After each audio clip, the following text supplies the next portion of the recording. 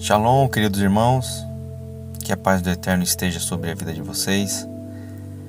Queridos, vamos dar continuidade ao tema Evangelho das Estrelas, Astronomia e a Redenção da Humanidade. E hoje falaremos sobre a Era de Peixes, a era que estamos vivendo desde a vinda do Messias em carne e sangue.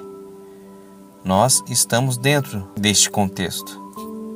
Como já vimos, há uma correspondência direta entre o ciclo das eras e a história da humanidade.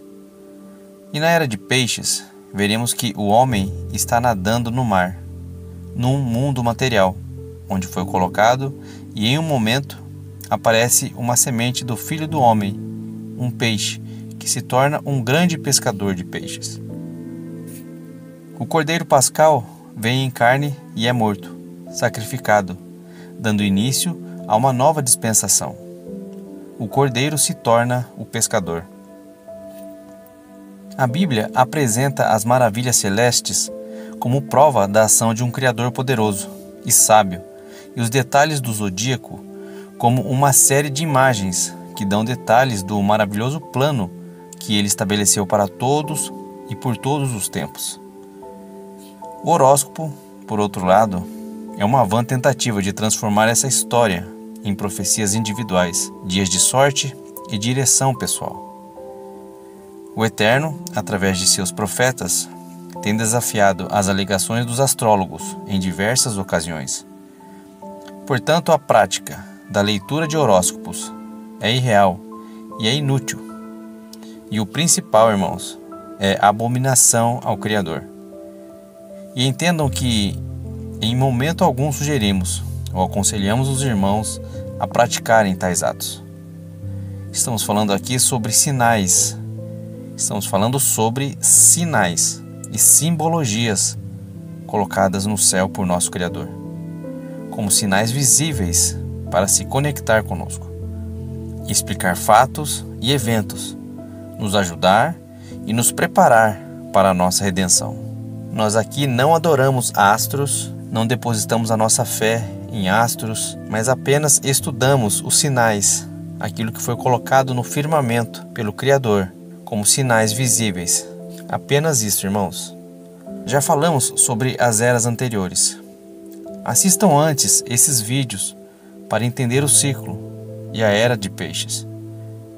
Eles estão na playlist Evangelho das Estrelas. Vamos seguir ao vídeo então.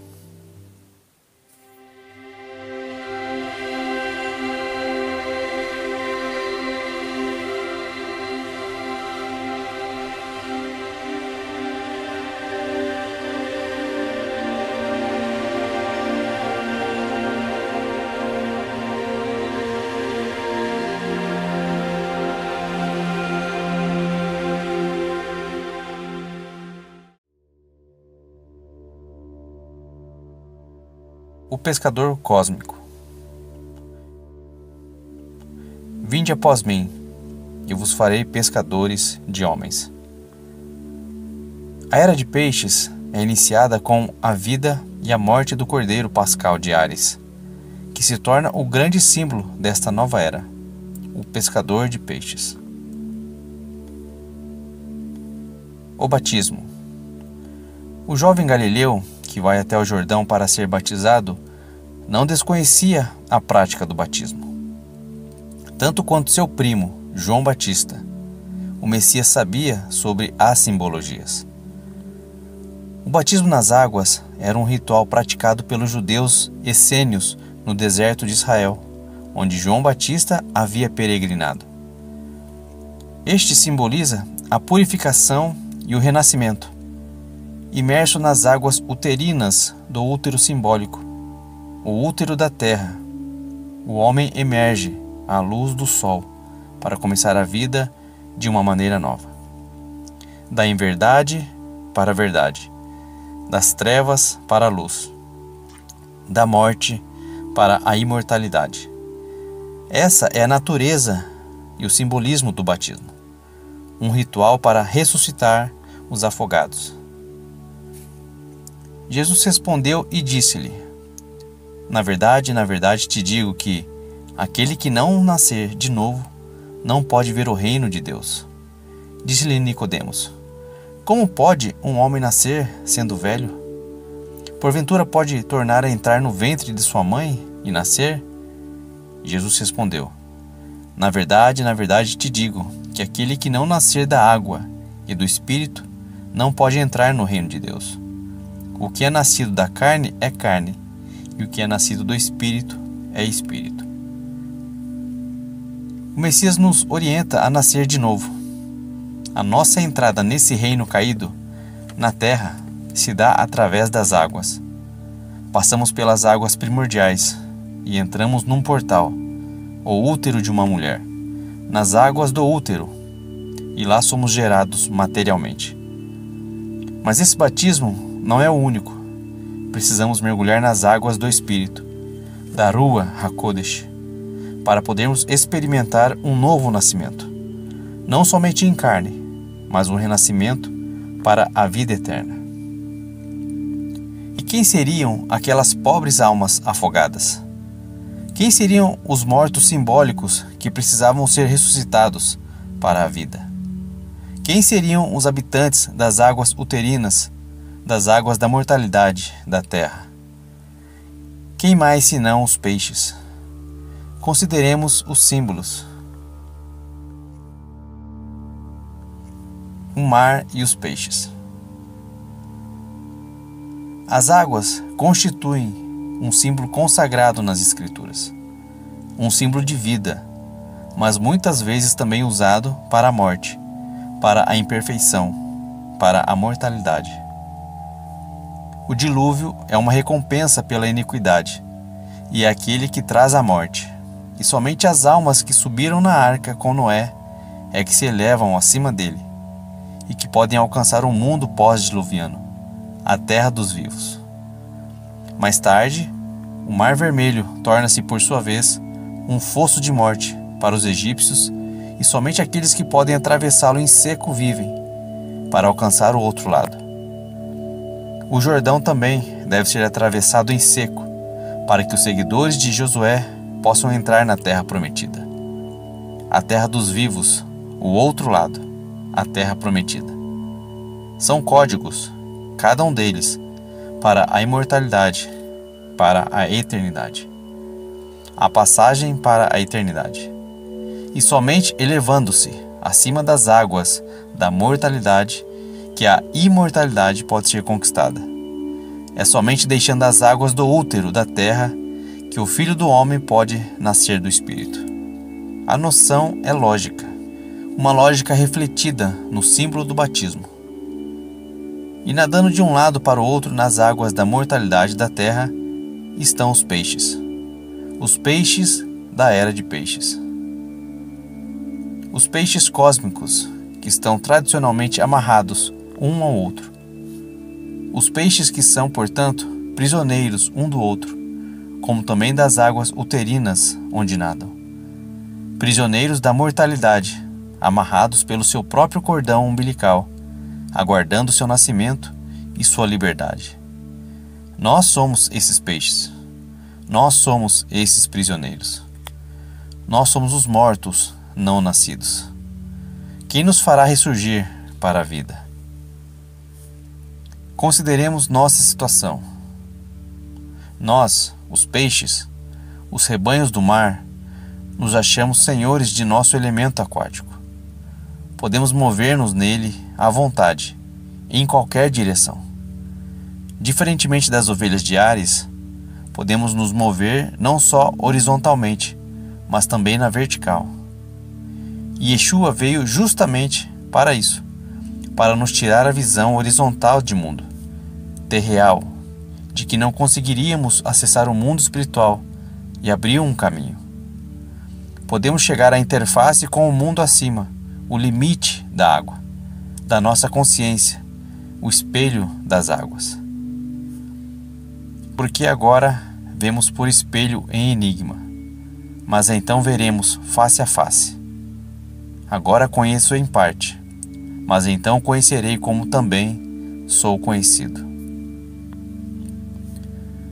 No entanto, além desse limite, não conseguiríamos nos aventurar.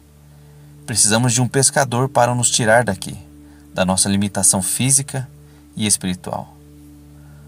Muitos estão tão mergulhados nessas águas da terra que até mesmo não acreditam nesse mundo superior, acima das águas onde estamos. E mesmo acreditando, limitamos-nos a povoá-lo com as nossas próprias imagens no espelho que ondula incerto acima de nossas cabeças. Uma clara analogia ao domo, que não nos deixa visualizar um mundo superior, essa barreira colocada pelo Criador. Mas se entendemos esse mundo superior, o mundo celestial, nós, os peixes, compreendemos um pouco mais o próprio mundo onde fomos colocados. Sentimos água, bebemos água, respiramos água.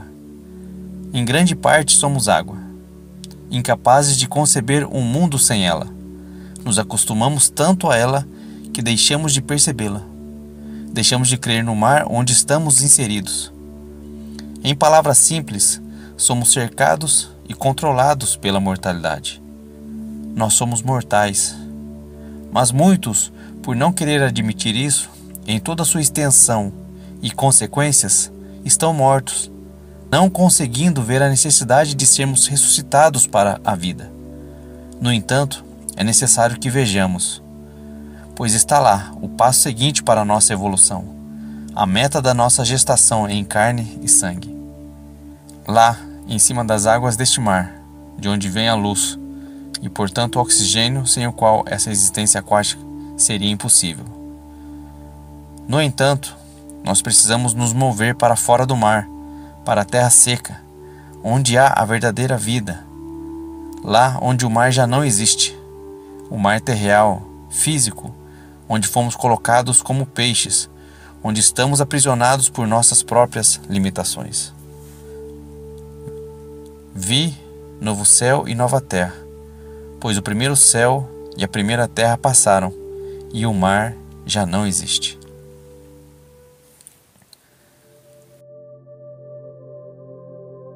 O pescador cósmico é uma ordem irrevogável do Criador, refletida no próprio zodíaco. Como seremos persuadidos a nos movermos segundo esta ordem? Como a criança será induzida a deixar o útero? E é aqui que chegamos ao papel do pescador. Cristo é o pescador da era de peixes. O Espírito desceu na forma de uma pomba sobre Jesus, no seu batismo. A pomba que regressa na história de Noé. O pombo que volta ao lar, no Cristo encarnado. Na forma de uma pomba, o Espírito o ergueu das águas, como um recém-nascido. O Espírito pousa sobre o Messias, nos mostrando que ele seria a primícia, o primeiro homem, o primeiro peixe a sair desse mar material, puxado pelo Espírito e alcançando as regiões celestiais. Esta foi a simbologia.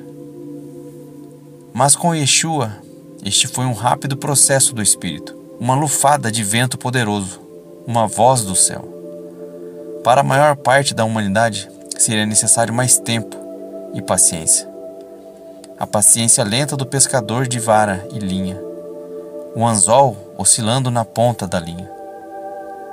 A isca é o pão feito de trigo que havia sido plantado na era de Touro e havia germinado durante a era de Ares. O trigo espiritual, a semente de Adão, a semente do Filho do Homem, que amadureceu com o verão zodiacal. O pão de Belém, o próprio Filho do Homem. Foi o pão de cada dia, ou suprassubstancial, da oração do Pai Nosso. O pão do milagre dos pães e dos peixes. O pão da última ceia, que seria o novo símbolo da salvação. As migalhas caídas da mesa do Mestre, que até os cães poderiam comer. O pão que mergulhado na tigela seria o símbolo, um sinal do alto sacrifício do Mestre. E anotemos os símbolos. O pão mergulhado na tigela é a isca lançado às águas, o pão da salvação. O resultado de morder a isca do pescador cósmico é a morte física, mas o outro é a salvação espiritual. Porque aquele que quiser salvar a sua vida, perdê-la-á, e quem perder a sua vida por amor de mim, achá-la-á.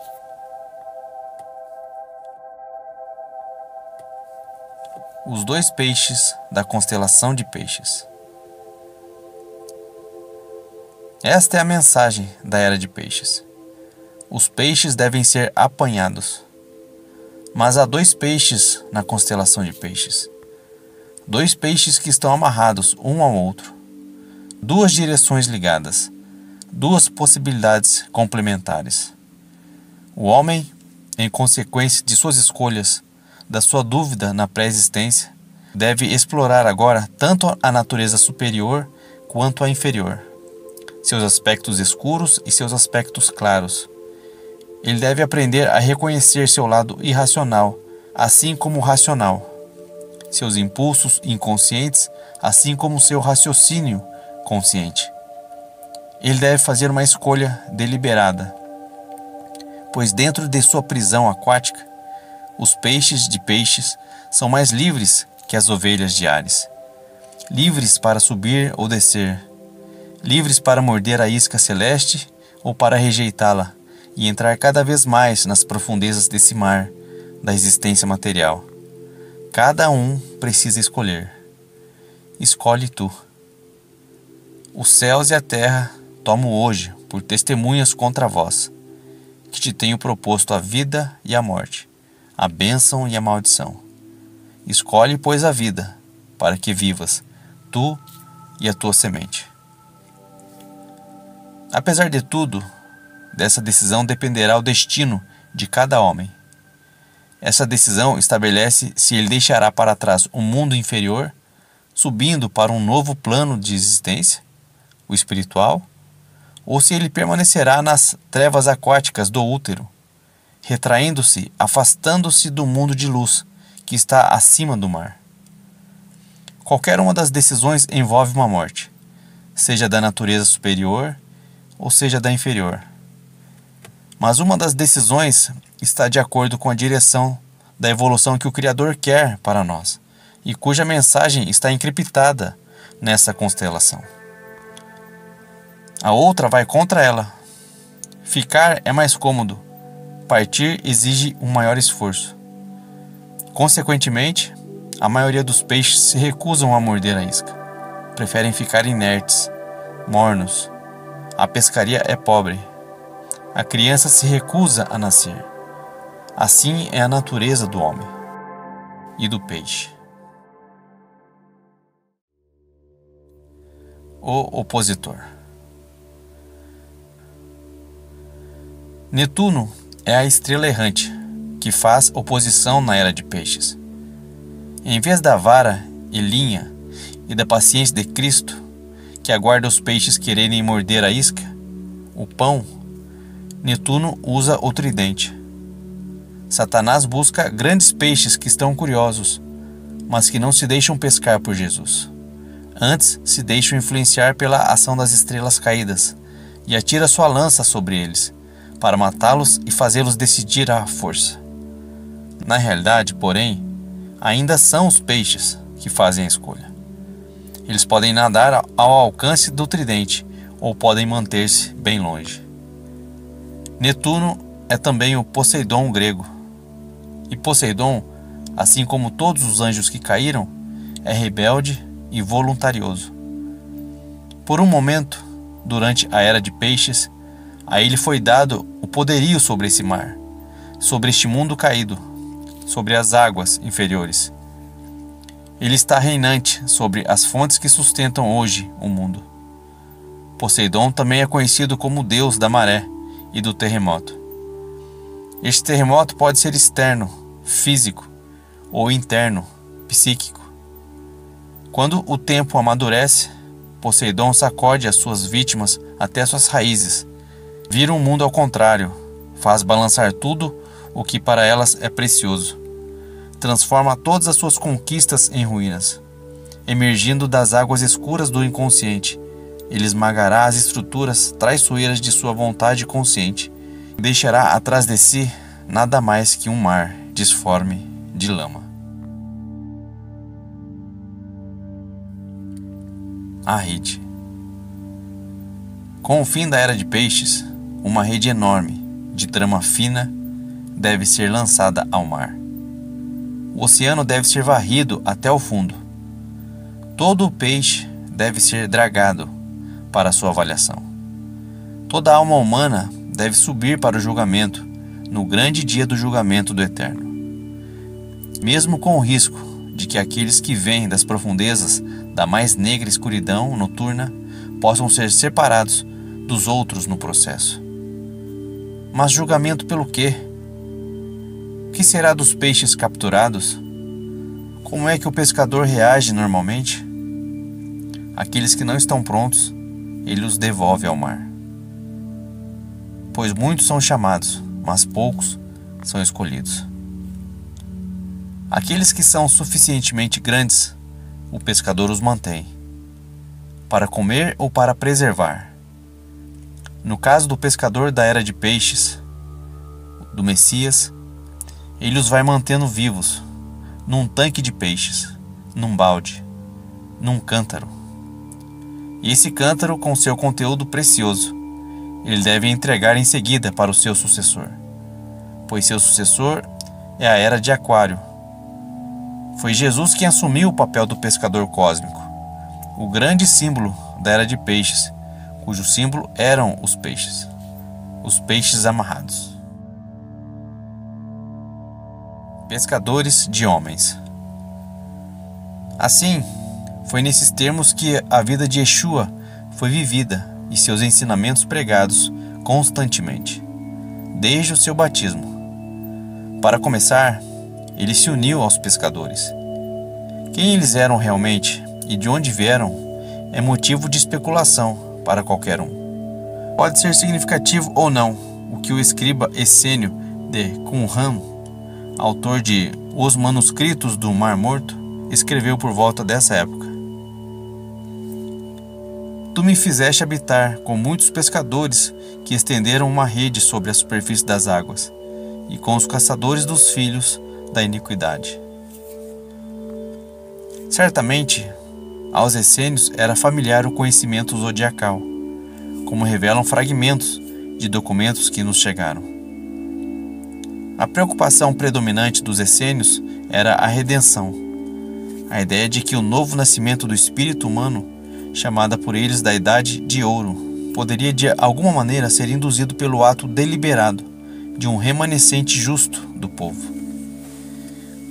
Eles mesmos acreditavam ser justos, achavam que sua dedicação e pureza os qualificaria a agir como parteiros do novo nascimento. E assim João Batista, possivelmente discípulo dos judeus essênios, realmente o foi.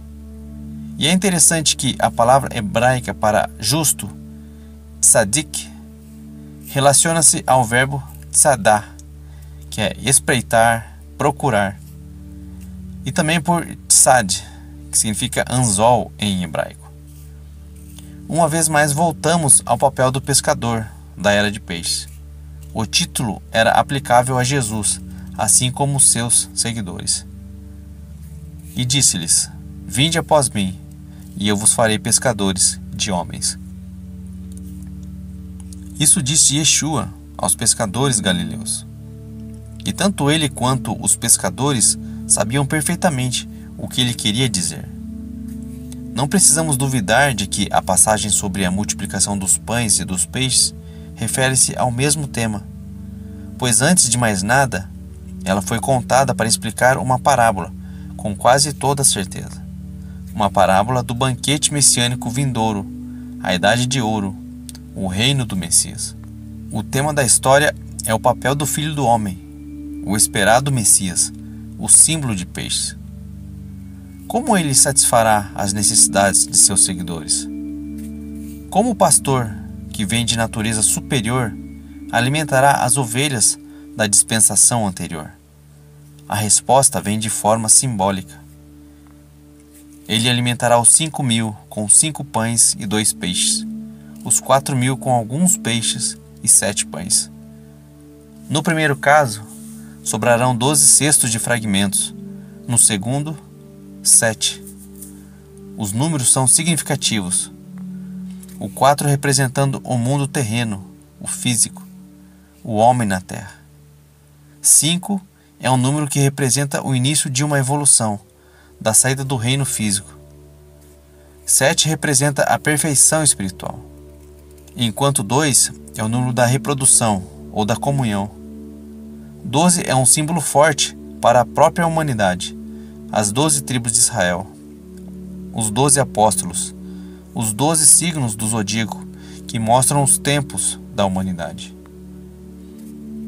O pão é o pão da vida, o pão supra-substancial da oração do Pai Nosso. E os peixes, evidentemente, são os peixes que já foram capturados com o mesmo pão. Eles são os que já foram resgatados e trabalham para o reino. E assim resolve-se o enigma. Os 5.000, estes peixes, pela sua ânsia e desejo em serem pescados logo pelo pescador cósmico, recebem mais pão. Esse privilégio conquistado deve ser colocado a serviço da humanidade como um todo. Deve sobrar 12 cestos de restos na mão de cada discípulo do Messias. Eles próprios serão encarregados da tarefa de resgatar seus próprios irmãos que estão mais ligados à terra, os 4.000, através do seu próprio aperfeiçoamento. O resultado será um tempo de perfeição espiritual, 7 cestos de restos. E a associação entre os cestos das duas versões e o cântaro de Aquário nos sugere que este desenvolvimento posterior realmente pertence à 7ª era, ou à era de Aquário. Nós, assim como os discípulos de João Batista, devemos nos tornar parteiros do novo nascimento. Tendo sido peixes capturados, devemos nos tornar pescadores, ajudar na pescaria. Os pescadores de homens arrumem um ladrão para capturar um ladrão. Nós somos esses, meus irmãos. Mas primeiro encontre os peixes. E assim começa o trabalho. E gradativamente a pesca vai crescendo. Mais e mais peixes são fisgados com o pão da vida, o Messias da era de peixes. São os escolhidos. Aí entra uma das simbologias para os 144.000, os homens dentre os homens. 12 vezes 12. E o cesto começa a se encher. Logo, há sinais de vida no cântaro celeste. E a ideia se espalha. Alguns dos peixes capturados, os discípulos, Paulo, vão formando uma comunidade espiritual, a Igreja de Cristo. Logo estão distribuindo o seu próprio pão, fazendo seus próprios convertidos, conferindo sua própria evolução. As simples migalhas da mesa do Mestre, os simples fragmentos que restaram do milagre dos pães e dos peixes, tornam-se a isca para os peixes que virão. Seus ensinos vão passando de geração em geração e a mensagem da salvação é espalhada. A morte e a vida. O fermento dos fariseus também faz brotar um pão, em detrimento ao pão da vida ensinado pelo Messias. Satanás também oferece um pão, pão que corrompe, que é só para essa vida. Um simbolismo pagão deveria existir em contraponto aos ensinos e ao pão da vida oferecido pelo Messias. A morte do Messias representa o grande salto para o desconhecido, que os peixes devem dar, o desprendimento voluntário da vida física em troca de algo maior e mais real. No entanto, Satanás deturpa o significado da morte de Yeshua e simboliza no dia 1º de abril, no mês da sua crucificação, o dia da mentira, o dia dos bobos para muitos países, ou que o bobo de abril, que significa capturado, em francês, seja conhecido por peixe de abril. Não à toa essas datas pagãs são estipuladas e suas simbologias ocultas, disseminadas entre os homens. Enquanto isso, os peixes resgatados do mar, por meio de uma imersão ritualística, vão se fazendo conhecidos.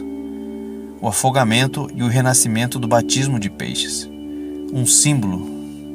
Emergindo das águas, os novos nascidos recebem um sinal que era camuflado, mas que os definia. O símbolo histórico da igreja primitiva, o sinal do peixe. Ichthys, em grego, significa peixe, e é o símbolo ou marca da igreja que ia se formando. Trata-se de um acrônimo utilizado pelos cristãos primitivos da expressão Jesus Christos Theo Ios Soter, que significa Jesus Cristo, Filho de Deus, Salvador. O símbolo do Ichthys é representado por 2 arcos que se cruzam para formar o perfil de um peixe. Os primeiros cristãos, que eram perseguidos, usavam o peixe como um símbolo secreto. Estes símbolos posteriormente foram pintados nas sepulturas dos mártires, que foram perseguidos pelo Império Romano. Em seguida, peixes mais evoluídos cuidam dos novos peixes capturados. Um bispo, que não seria um cargo dentro de uma denominação religiosa, mas uma função no trabalho da grande pesca. E em grego, ele é o episcopos, palavra que contém a raiz latina de peixe, pisce. A palavra inteira poderia ser interpretada em latim como referente ao trabalho de selecionar os peixes. E disse-lhes: Vinde após mim, e eu vos farei pescadores de homens. E o guardião é devidamente paramentado com os símbolos da dispensação cristã. A dispensação cuja tarefa é trazer as ovelhas da era de Ares para dentro do curral de peixes, substituir a velha aliança pela nova, os caminhos das trevas para o caminho da luz. No entanto, o novo ainda tem suas raízes no velho. Seu papel é completar e não destruir. Não penseis que vim revogar a lei e os profetas. Não vim revogá-los, mas dar-lhes pleno cumprimento. Porque em verdade vos digo que, até que passem o céu e a terra, não será omitido nem um só i, uma só vírgula da lei, sem que tudo seja realizado. Aquele, portanto, que violar um só desses menores mandamentos e ensinar os homens a fazerem o mesmo, será chamado o menor no reino dos céus. Aquele, porém, que os praticar e os ensinar, esse será chamado grande no reino dos céus. Mas essa sucessão implica um ato de violência. O reino não é ganho sem uma luta. As estrelas errantes que exercem influência sobre cada era não entregam seu poder facilmente. Porque não temos que lutar contra a carne e o sangue, mas sim contra os principados, contra as potestades, contra os príncipes das trevas deste século, contra as hostes espirituais da maldade nos lugares celestiais. O próprio Messias ficou 3 dias na escuridão do mar. O sinal de Jonas, que ele indicou que seria dado aos fariseus, que lhe pediam um sinal. Nisso, alguns escribas e fariseus tomaram a palavra dizendo: Mestre, queremos ver um sinal feito por ti. E ele replicou: Uma geração má e adúltera busca um sinal, mas nenhum sinal lhe será dado, exceto o sinal do profeta Jonas. Os povos antigos percebiam bem que o velho deve morrer para que o novo exista. Assim na terra como no céu, a semente deve perecer para que o trigo possa brotar de novo. Mas, dirá alguém, como ressuscitam os mortos? Com que corpo voltam? Insensato! A semente semeada não readquire vida, a não ser que morra. E o que semeias não é o corpo da futura planta que deve nascer, mas um simples grão de trigo ou de qualquer outra espécie. A seguir, Deus lhe dá corpo como quer, e cada uma das sementes ele dá o corpo que lhe é próprio. Nenhuma carne é igual às outras, mas uma é a carne dos homens, outra é a carne dos quadrúpedes, outra a dos pássaros, outra a dos peixes. Há corpos celestes e há corpos terrestres. São, porém, diversos o brilho dos celestes e o brilho dos terrestres. Um é o brilho do sol, outro é o brilho da lua, e outro o brilho das estrelas. E até de estrela para estrela a diferença de brilho. O mesmo se dá com a ressurreição dos mortos, semeado corruptível. O corpo ressuscita incorruptível, semeado desprezível, ressuscita reluzente de glória. Semeado na fraqueza, ressuscita cheio de força. Semeado corpo material, ressuscita corpo espiritual. Se há um corpo material, há também um corpo espiritual. E assim está escrito: o primeiro homem, Adão, foi feito alma vivente. O último Adão tornou-se espírito que dá vida. Primeiro foi feito não o que é espiritual, mas o que é material. O que é espiritual vem depois. O primeiro homem, tirado da terra, é terrestre. O segundo homem vem do céu. Qual foi o homem terrestre? Tais são também os terrestres. Qual foi o homem celeste? Tais serão os celestes. E assim como trouxemos a imagem do homem terrestre, assim também traremos a imagem do homem celeste. Numa simbologia, assim como Moisés deve morrer antes que o seu povo alcance a terra prometida, o Messias deve consentir a própria morte para preparar o caminho para a redenção dos povos. O caminho da cruz. A cruz, inclusive, é um símbolo que podemos associar à constelação de peixes. O desenho dos dois peixes na constelação sugere que um está nadando horizontalmente e o outro verticalmente. O Messias veio para nos mostrar que o homem não deve se fixar somente no material, olhar horizontalmente. O homem, para se salvar do mar, deve nadar verticalmente. Se juntarmos o movimento dos dois peixes, horizontal e vertical, veremos um desenho que se assemelha à imagem de uma cruz. Além disso, a cruz nos mostra que o Messias morreu por todos, tanto os que nadam na horizontal, tanto para os peixes que nadam com os olhos no céu. O fluxo da corrente.